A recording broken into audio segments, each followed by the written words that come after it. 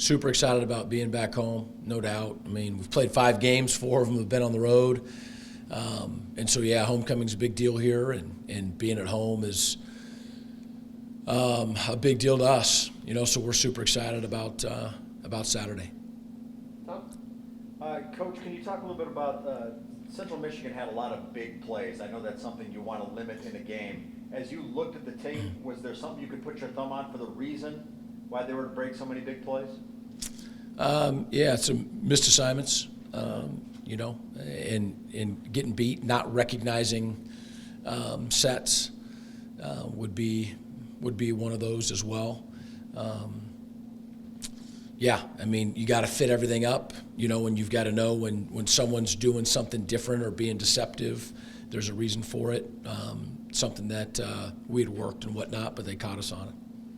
73% of your offensive yards have come through the air. Is that by design? Would you like to be more balanced? Does some of that play with the Shaq Van injury? Why has it been more pass heavy than run? Yeah, that's by choice. It's really a game to game, decision about what your plan is.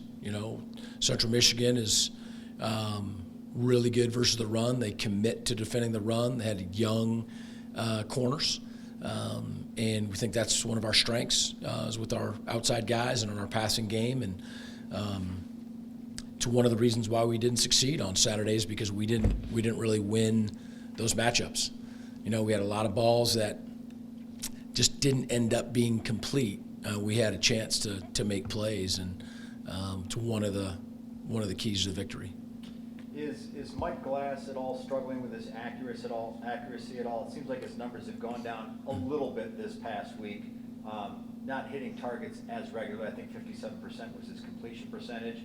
Is he fully healthy, making the right decisions? Yeah. No, yeah, he's good. Okay. Yeah. Good. Joe, so last week when we talked, you felt that the bye week was coming at the perfect time for you guys. Do you think maybe that halted your momentum at all coming off that? Yeah, no, we didn't. I don't think we had momentum. I mean, I told the team last night that, maybe we felt as though we'd lost the Central Connecticut game, but it quickly goes to, hey, we're 3-1. And we probably should have been talking about how we were 2-2 the whole time. So I don't know how much momentum we had. The bye week comes at a great time, regardless of the result. The next week it was a great time for a bye week.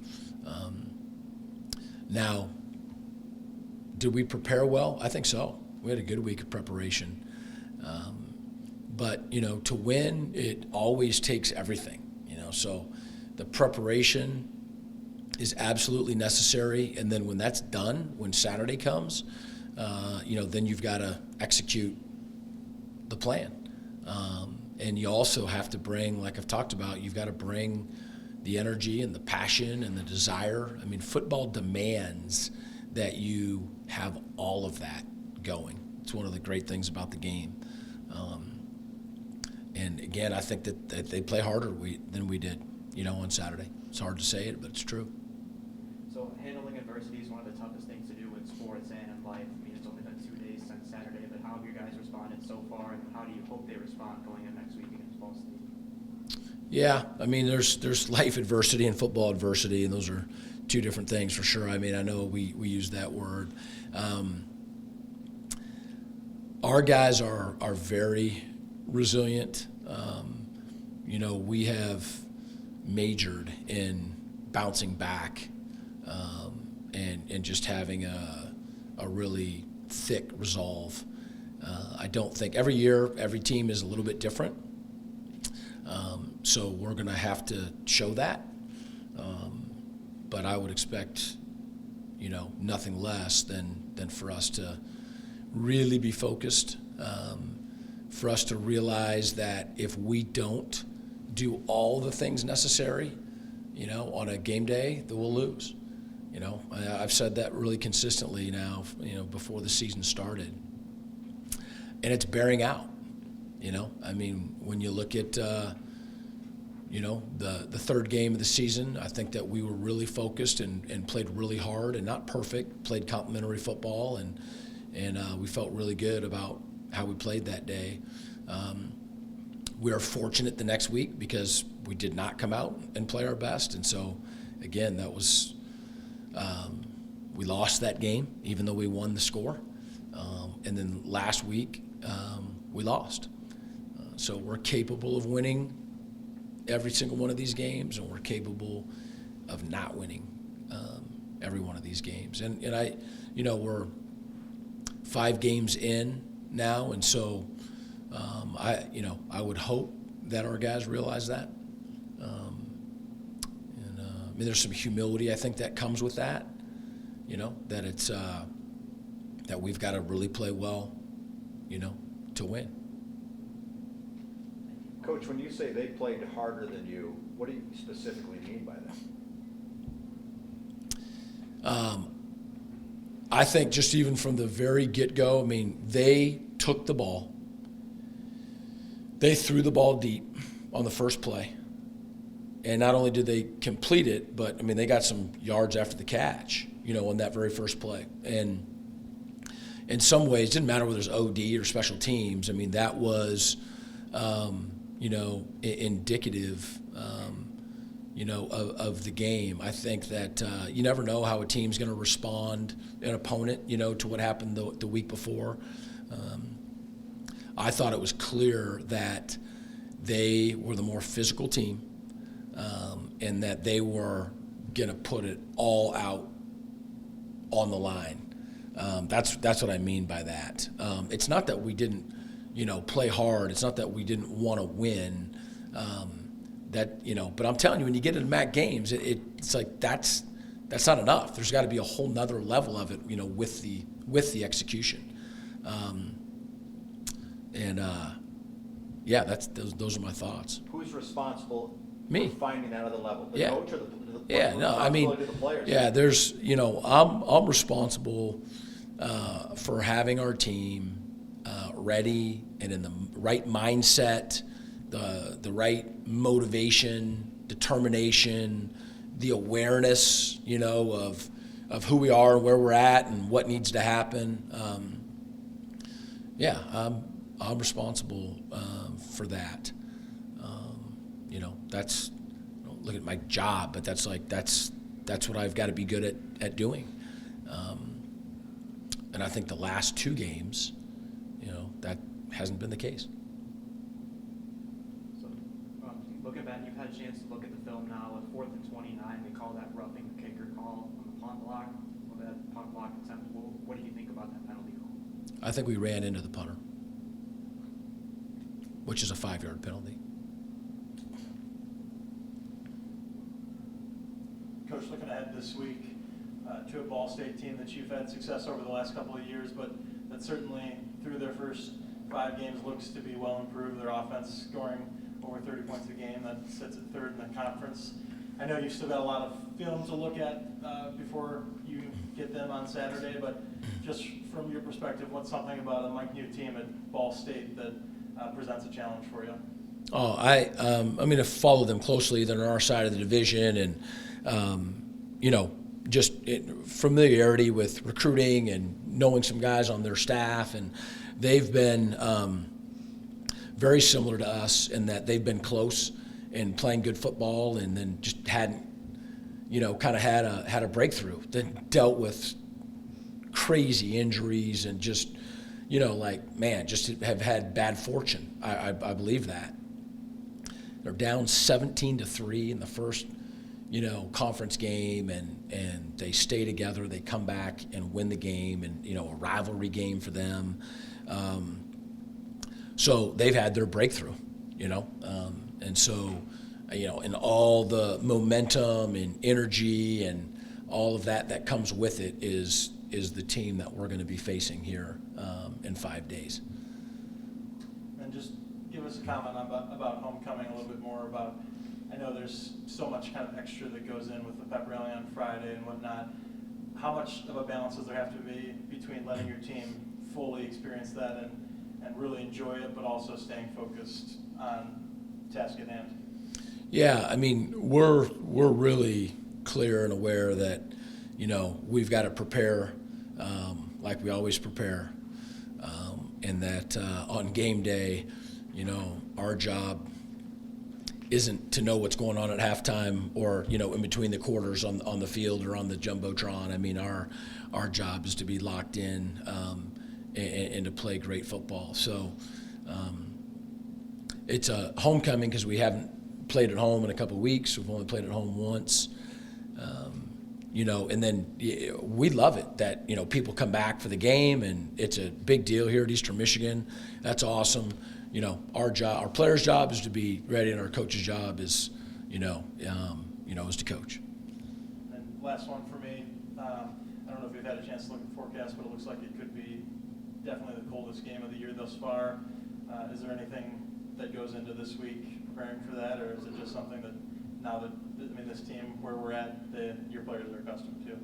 Yeah, I don't know how cold it's supposed to be, but some guys might wear something underneath their jersey. I don't know if there's anything else, besides that. How cold is it supposed to be? I think the wind chill could be at 44, 43, so above freezing. But Yeah, I think we'll be good.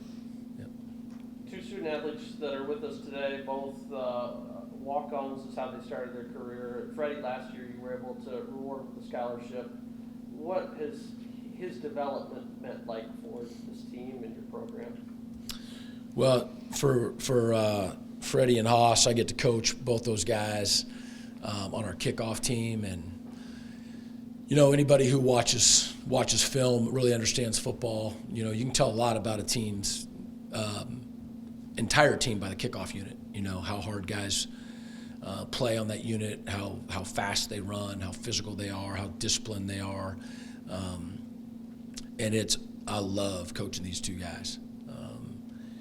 Specifically, on our kickoff unit, they always go hard. They care about this program.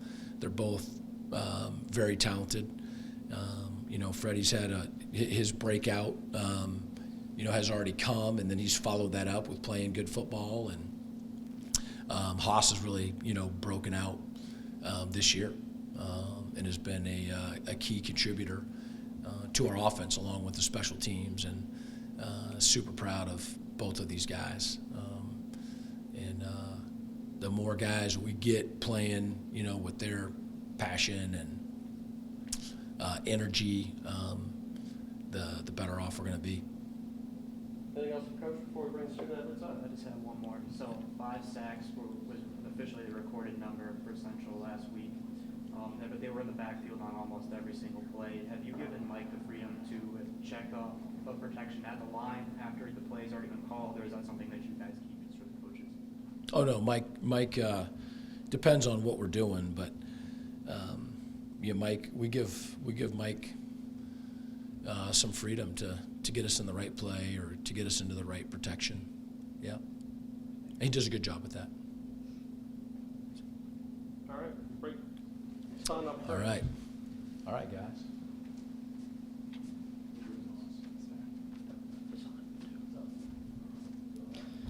How's it going? Good. Hassan, this year getting to play more regularly, what has it meant to be on the field, especially thinking back a couple weeks ago when you caught that first career touchdown pass? Honestly, getting on the field is always a great thing. Everyone wants to come here and play and contribute to the team. But honestly, it's just, I got to thank my coaching staff for believing me. Coming here as a walk-on was hard to scratch your way to the top. But over here at this program, what they preach is it doesn't matter if you're on scholarship or a walk-on. Everyone has an equal opportunity. So this opportunity does a great job with walk-ons and giving opportunities. What are your thoughts on the Central Michigan loss? It was tough. We definitely got kicked in our teeth.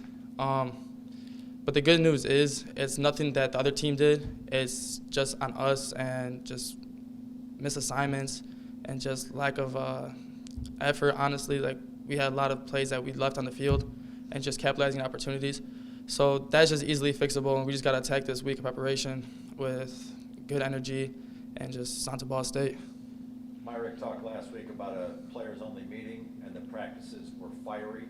Mm-hmm. Did we see that transition onto the field? We definitely had a great week of practice. But like I said, it did not transition to the field, and it's kind of upsetting. But we definitely have it in us. So that's the good news. Like, we can definitely bring it out of us. We just got to transition it to game day and just compete every single day.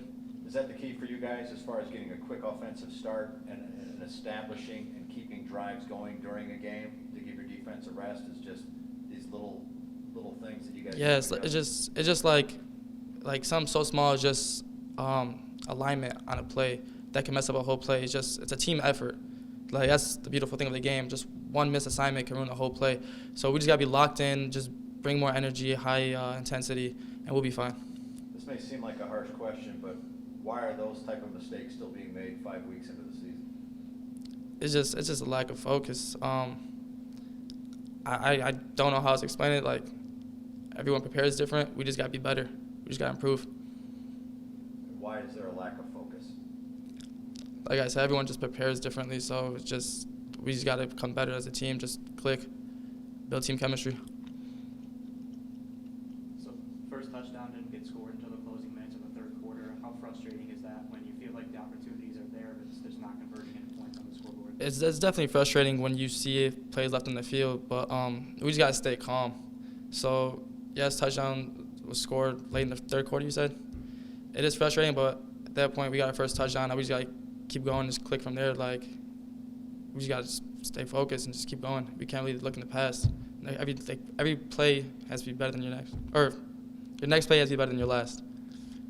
Even in a game where the offense didn't play very well, Mike still had a completion to 7 different people. What's it like playing on an offense with so many different capable of weapons? That I love it. I love playing in this offense because it doesn't matter who you are. We trust everybody. Everybody can make a play. So that's what I love about this offense. Like, I'm getting my opportunity. I'm probably the 6th receiver on the depth chart, and I have a touchdown this season. Like, that just shows, like, he'll share the ball, and it's just, I love playing this offense. Can you talk about what this team has meant to you, being a walk-on and being where you are now in this program, what Eastern Michigan has meant to you as a football player? I love Eastern Michigan and playing here. Yeah, like, I didn't play my first year in college. I was just a regular student commuting back and forth. I tried out. Coach Creighton gave me opportunity that I'm forever grateful for. You realize how much you miss the game when you don't play your first year. And just playing football, like, I'll never take it for granted. Like, I love being here. I made a bunch of relationships, all my brothers, coaching staff. It's incredible. Like, it's really a blessing. When was that moment you knew, you know what, I can play football at the D1 level? I knew that ever since out of high school. Like, I always knew I could play D1 football. I just never had any looks. I was under-recruited, like, no D2, no D3, nothing.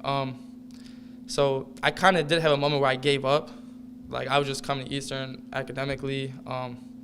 They gave me a little academic money, so I was like, all right, best financial situation. And then I just saw a tweet about trying out. Like, I don't know how I came across it. I just saw a tweet, and I was just like, why not? Why can't I do it? I know I can. I'm capable of doing it. So that's just how it all happened. When you went to that tryout, did you know, like, you know what, I can do this? Oh, yeah. Like, there was never a doubt in my mind I couldn't do it. I was definitely excited during the tryout, though. It was really cold. We were in the bubble, and it was just a bunch of agility drills. So I was like, oh, I got this. Like, that's what I'm good at. I consider myself a quicker athlete. So once I saw these agility drills and just footwork stuff, I was like, I got this. And did they talk to you after that tryout? Like, what was the time frame between that tryout and knowing you were going to be a part of this team? Coach Creighton actually came up to me right afterwards and told me he's going to bring me on. I definitely was on a thin line because he didn't know anything about me. But just from there, just put my nose down and worked. Just scratched my way. Congratulations, man. Thank you. How was that chip on your shoulder from not being recruited and having to walk on in your second year? How does that help you as a player now? Honestly, I've always had a chip on my shoulder, even from high school, just when I play sports in general. I prefer to have that underdog mentality. I always want to come in, especially being undersized. Like, I've always gotten that, just come show, like, I can hang with anybody. I could be that guy. Like, no matter who you throw out there, I can be that guy. And that's just, I've always attacked that every practice, every game. I just want to prove my worth and show what I'm capable of. Anything else? Appreciate the time. Thank you. Thanks, man.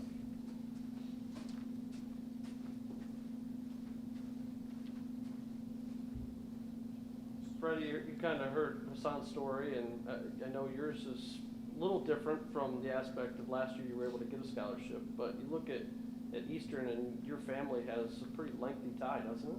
Oh, yeah. I'm a product of two Division I athletes. My dad played football and ran track here at Eastern in the mid-'90s, and my mother, she played basketball here in the mid-'90s. So kind of, born in the green and white, but, yeah. Questions? Does that make homecoming a little extra special for you when your parents are so involved in the university? Oh, yeah. I'm really looking forward to homecoming. Fan bases back here, alumni. My dad was a receiver of Charlie Batch, and I grew up calling Charlie Batch my uncle, so we're real cool. Expecting to see him this weekend, so really looking forward to it. Was there a moment for you when you knew you could play at this level? Like that one moment where you thought, yeah, I can play at a high level? Probably what Haas said, coming right out of high school. I didn't come from a big league right down the street, Canton, Michigan. I just always knew that I had the potential, especially because both my parents were Division I athletes. So, my dad, he knew what it, took to get here at this stage. So, he always just instilled it in me, keep working hard.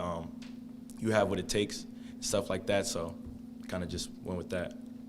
What are your thoughts on the Central Michigan game? Real disappointing. That's not how we wanted to open up MAC play at all. We got our team goal is winning the conference this year, and we didn't start the MAC play the way we wanted to. So real disappointing. Not gonna panic though. It's a long season. All we can do is just bounce back this week on Ball State. What are your thoughts on for why Central was so successful against you guys as a squad? I'd say they wanted it a little bit more. Not to say we didn't want it, but we played hard. They played harder. Simple as that. Had a lot of misassignments on the field. You never want to do that. They hit the ground running. Opening play, they threw a bomb. That just means they're taking it a little bit personal. We got to be ready from start of kickoff. Are the adjustments going into this week more mental or physical as far as playing harder, I guess, wanting it more than Ball State? A little bit of both. Mentally, we know we got to hone in on just the fundamentals. We got to tackle better, take the ball away as a defense.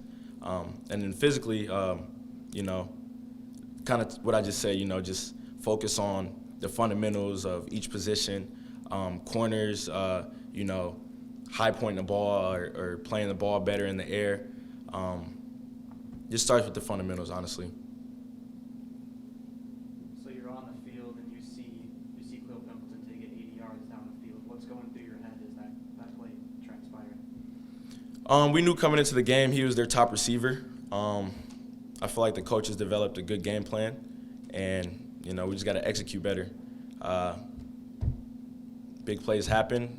We just got to limit them. Can't be giving up explosive passes like that. Obviously wasn't the result you were looking for, but what was it like to have Kevin back on the field with you guys? Oh, man, it's a huge thing having Kevin back on the field. He missed a couple weeks. He leads by example as well as he's a vocal leader. Definitely needed that back. We're not that experienced as far as in the corner room, and I feel like he brings that energy, that passion. He's not scared to say we need to pick things up, and it was real good seeing him back out there. Being a second-generation player to come to Eastern, what does that mean to you? It means a lot. Just being in the same stepping stones as both my parents. It means a lot. We've got our why. We developed our whys this season, and I put my family on there. Every day in my locker, I've got a picture of my mom and my dad, both wearing, that green and white. So it means a lot. It means a lot that I'm playing for just more than myself, playing for that McGee III on the back of my jersey. So. And you guys said you wanted to win the MAC West this year. What has to be done? What has to change to get closer to that goal? 1 week at a time. That's how I'm looking at it. As far as we know, we're 0-1 right now. First 4 games, they were good, but they don't really matter as far as our goal. So, like I said, 1 game at a time. We got Ball State this week. They just came off a good win versus the defending champs. Defensively, all I can say is just honing in on fundamentals. Tackling, taking the ball away, no missed assignments. The coaches are going to develop a game plan for us. We just got to execute at the end of the day. As a defense, there were 0 sacks and the box score had 0 pressures. How does that make it more difficult for you in the secondary when your defensive front's not necessarily forcing the quarterback to give her the ball quicker? You have to play in coverage longer. I say, at the end of the day, in the secondary, we got to cover. We're gonna stick on our man the entire play. It'd be a little bit easier if we had pressure, but I guess Central just did that good of a job picking up blitzes and whatnot. But at the end of the day, we got to cover. No matter if the quarterback's back there scrambling for 12 seconds, we're gonna have to cover our guys. So, Freddie, Tom talked about it a little bit earlier, and last week Terry talked extensively about it, but about having some guys on the team that have been the ones that kind of step up and police the locker room when adversity hits. Was there a person that stepped up maybe at halftime at Central Michigan or on the sideline, or was it more kind of focused on the game, still believing in the game plan? Or has anybody since then, has there been discussion among you guys as teammates, not from the coaches, about having to step up the play? Well, at halftime, nobody really lost faith. We've been down before. We all know we've been down before. But this week is more a collective group. We all knew that we had a problem. I think they had close to 300 passing yards at the half, and being the powerhouse defense that we've been the past couple of years, we know we can't allow teams to have that many yards in the game, honestly. Bless you. So it was a collective group. We all knew there was a problem. We needed to fix it, so we addressed it, and there's always some guys, leaders in the locker room. Vince Calhoun, Kevin McGill, the upperclassmen. They seem to take it upon themselves to speak out and fix the problem. When you guys talk about missed assignments and those type of things, does it mean you guys need to study harder film during the week, or how do you fix those mental issues? I say most of the time it's fog of war. Central Michigan didn't run anything we didn't see that we could practice. It's kind of getting out there and seeing the speed of how everything's going and recognizing things. We spent a lot of time on the game plan, watching film. So I think preparation-wise, we were pretty good. It's just executing, man. Executing. That's all it is at the end of the day, just executing. Anything else?